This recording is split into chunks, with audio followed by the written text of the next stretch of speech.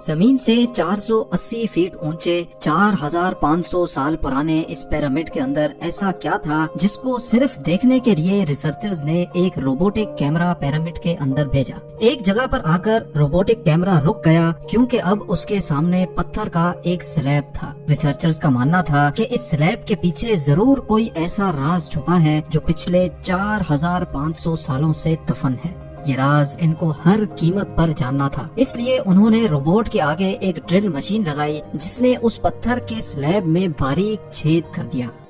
اب اس چھید کے اندر ایک کیمرہ بھیجا گیا جس نے سلیب کے اس پار ایک ایسا منظر دیکھا جو پچھلے 4500 سالوں سے کسی نے بھی نہیں دیکھا تھا۔ مصر یعنی ایجپٹ میں ٹوٹل 138 اونچے ترین پیرامڈز موجود ہیں جنہوں نے پچھلے ہزاروں سالوں سے درجنوں ارتھکویکس اور کئی خطرناک طوفان کا سامنا کیا، لیکن مجال ہے ان میں سے کوئی ایک بھی ادھر سے ادھر ہوا ہو۔ ان میں سے سب سے اونچا اور بڑا pyramid the great pyramid of Giza کہلاتا ہے، اور اس پیرامڈ کی بیس کا ایریا 13 ایکڑز ہے۔ یعنی اس پیرامڈ کے اندر حیرت انگیز طور پہ ایک دو نہیں بلکہ پوری 9 فٹ بال فیلڈز آرام سے فٹ آ سکتی ہیں۔ ایک ایسٹیمیٹ کے حساب سے اس پیرامڈ میں ٹوٹل 23 لاکھ بڑے بڑے پتھروں کا استعمال ہوا، جن میں سے کئی پتھروں کا وزن 50 ٹن بھی تھا۔ اگر اس کے ٹوٹل وزن کا اندازہ لگایا جائے تو اس پیرامڈ کا وزن 60 لاکھ ٹن ہے، جو 12 برج خلیفہ کے وزن کے برابر بنتا ہے۔ لیکن اتنے اونچے اور عالی شان پیرامڈز بنانے کا آخر مقصد کیا تھا؟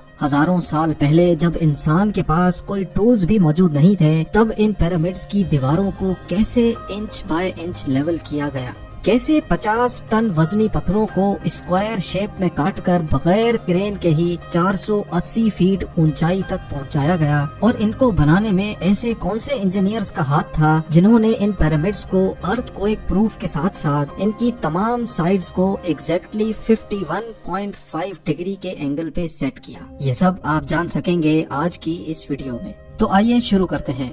Challenge number 1۔ کئی صدیوں سے مختلف ریسرچ ٹیمز اس پیرامڈ کی کنسٹرکشن ٹیکنیک جاننے کے لیے سر جوڑ کر بیٹھی تھیں کہ آخر اس پیرامڈ کی ہر side exactly north, south, east اور ویسٹ پہ بغیر کمپس کے کیسے سیٹ کی گئی ہوں گی۔ کئی ایکسپرٹس کا ماننا ہے کہ اس ٹائم کے آرکیٹیکٹس نے سب سے پہلے ایسی زمین تلاش کی ہوگی جو لاکھوں ٹن وزنی پتھروں کا وزن جھیل سکے۔ اس کے بعد پولر سٹارز یعنی وہ ستارے جن کی مدد سے ارتھ کے پولز کا پتہ پڑتا ہے، ان کی مدد سے پیرامڈ کی ہر سائڈ کو مارک کیا گیا۔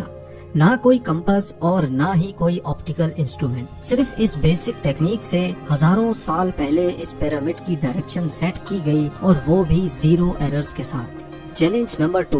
اگلا چیلنج تھا زمین کو لیول کرنے کا۔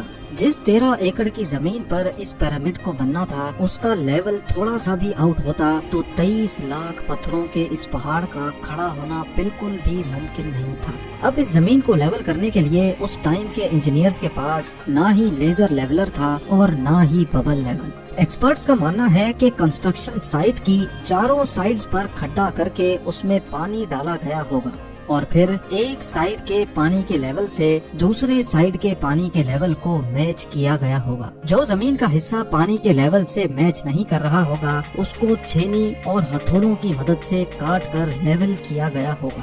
کئی ایکسپرٹس کا ماننا ہے کہ اینشنٹ ایجپشنز نے اس سمپل ٹول کا بھی استعمال کیا، جس کی دونوں سائڈز پہ لکڑیاں اور اس کے ٹھیک سینٹر پہ ایک رسی سے پتھر بندھا ہوا ہے۔ اگر پتھر زمین سے ٹچ ہو گیا اور اس کی رسی ٹھیک سینٹر لائن پہ آ رہی ہوگی تو اس کا مطلب ہے کہ بیچ کی زمین پرفیکٹلی لیولڈ ہے۔ Challenge number 3۔ اب پیرامڈ کنسٹرکشن سائٹ پہ ڈائریکشنز بھی سیٹ تھیں، مارکنگز بھی ہو چکی تھیں اور زمین کا لیول بھی سیٹ تھا۔ اب باری تھی کنسٹرکشن سٹارٹ کرنے کی، جس کے لیے لاکھوں ٹن وزنی اور بڑے پتھر ریکوائرڈ تھے۔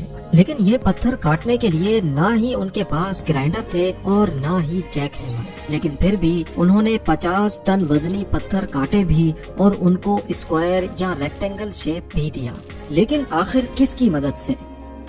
جی ہاں، یہی وہ صرف ایک ٹول تھا جس کی مدد سے پتھروں کو کاٹا گیا۔ ایکسپرٹس کا ماننا ہے کہ پیرامڈ کی کنسٹرکشن پہ استعمال ہونے والی چھینی صرف کاپر سے ہی نہیں بنی تھی، کیونکہ ان کو بھی یہ بات معلوم تھی کہ کاپر نرم ہوتا ہے اور پتھر نہیں کاٹ سکتا۔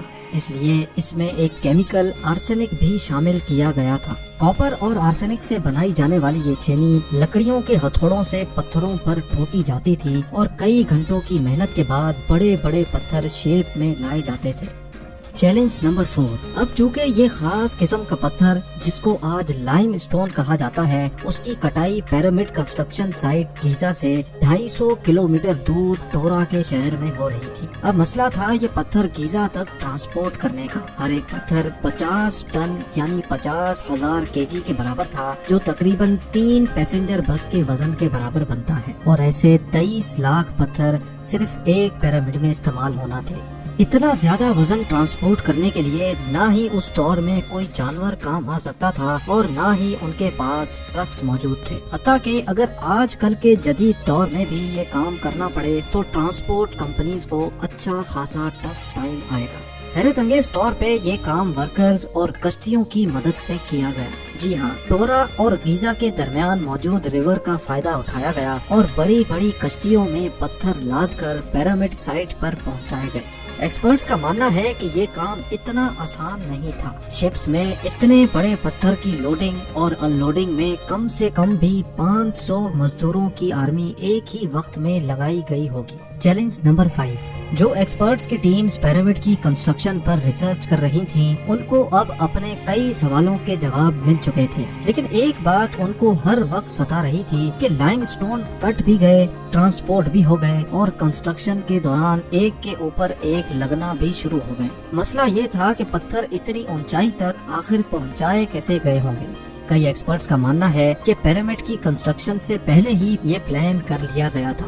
یا تو یہ اسپائرل ٹریک کے ذریعے اوپر گئے ہوں گے یا پھر زگ زیگ طریقے سے، لیکن یہ بات تو طے ہے کہ 50,000 kg کے پتھر اوپر مزدوروں کی آرمی کی مدد سے ہی کھینچ کر گئے ہوں گے۔ Challenge number 6۔ بات صرف لاکھوں مزدوروں چھینی ہتھوڑے سے لائم اسٹون کاٹنے اور اتنے بڑے پتھروں کو ٹرانسپورٹ کرنے کی ہی نہیں تھی۔ اس پیرامڈ کے اندر کمپارٹمنٹس، ان کے اندر جانے کا راستہ اور کئی چھوٹی چھوٹی سرنگیں بھی بنائی گئی تھی۔ باقی سب چیزیں تو ٹھیک تھیں، لیکن ایک چیز ایکسپرٹس کو حیران کر گئی، اور وہ یہ تھی کہ اندر کے کمپارٹمنٹس میں جو پتھر استعمال ہوا تھا وہ لائم اسٹون نہیں بلکہ گرینائٹ تھا۔ جی ہاں، گرینائٹ ایک ایسا پتھر ہے جو ڈائمنڈ کے بعد دنیا کا سب سے سخت ترین اسٹون مانا جاتا ہے۔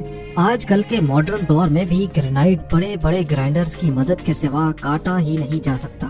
دنیا بھر سے کئی آرکیولوجیکل ایکسپرٹس کو پیرامڈ کا وزٹ بھی کروایا گیا، لیکن کسی کو بھی اس بات کا سراغ نہیں ملا کہ 4500 سال پہلے ایجپشنز نے گرینائٹ جیسے ٹھوس پتھر کو اتنی صفائی سے کیسے کاٹا تھا۔ آخر کار کئی سالوں کے بعد ایکسپرٹس نے اس مسٹری کو بھی سالو کر دیا۔ ایجپشنز نے گرینائٹ کو اتنی صفائی سے ایک ایسے آرے سے کاٹا تھا جس کے دانت ہی نہیں تھے۔ جی ہاں، بغیر دانتوں والے اس آرے کے دونوں سائڈوں پر وزن ڈال کر اس کو گرینائٹ پر چلایا جاتا تھا اور بیچ میں بجری ڈالی جاتی تھی۔ ایکسپرٹس کا ماننا ہے کہ اس طریقے سے اتنے بڑے پتھر کو کاٹنے میں 4 مہینوں کا وقت لگ جاتا تھا۔ آخر کار پیرامڈز بنانے کا مقصد کیا تھا؟